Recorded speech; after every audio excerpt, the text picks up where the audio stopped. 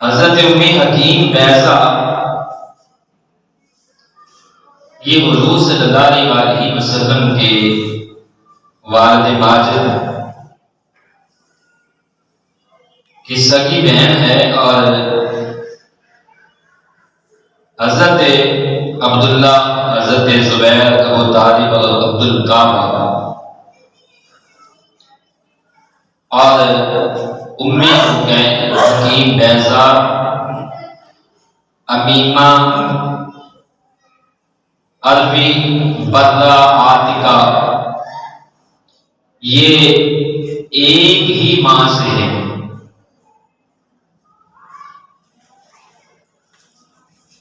اب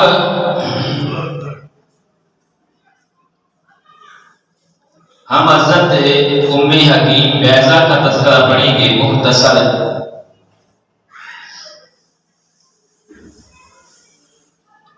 ام حکیم بیضہ ان کا نکاح قریظ بن ربیعہ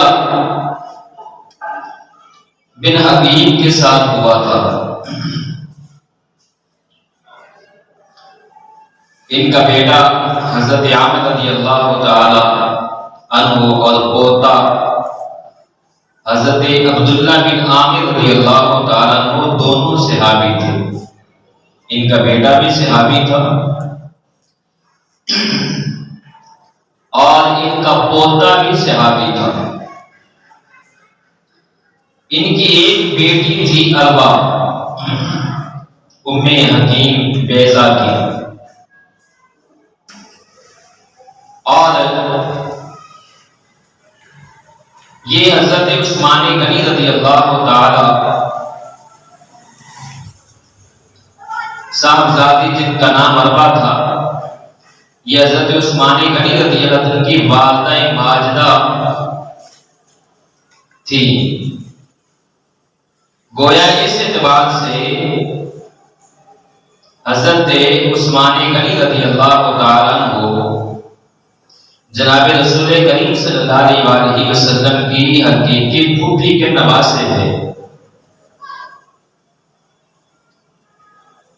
یعنی ام حکیم بیضہ کی بیٹی اروا تھی اور اروا کے بیٹے حضرت عثمان غنی رضی اللہ تعالیٰ عنہ تھے۔ تو حضرت عثمان غنی رضی اللہ تعالیٰ عنہ رشتے کے اعتبار سے حضور صلی اللہ علیہ وسلم کے بھانجے لگتے ہیں، نہیں حضور صلی اللہ علیہ وسلم کی حقیقی پھوپھی کے نواسے تھے اور ان کا بیٹا عامر رضی اللہ تعالیٰ عنہ وہ صحابی رسول ہوئے، اور پھر ام حکیم بیضہ کا پوتا عبداللہ بن عامر رضی اللہ تعالیٰ عنہ یہ بھی صحابی ہوئے، بلکہ حضرت عبداللہ بن عامر کو جو ام حکیم بیضہ کا پوتا ہے، ان کو حضرت عثمان غنی رضی اللہ عنہ نے اپنے دور خلافت میں خراسان کا گورنر بنایا تھا، حاکم خراسان مقرر کیا تھا۔ تو یہ حضور صلی اللہ علیہ وسلم کی پھوپھی جان ہے حضرت ام حکیم بیضہ، جن کی مختصر جن کا تذکرہ اور سیرت یہ ہے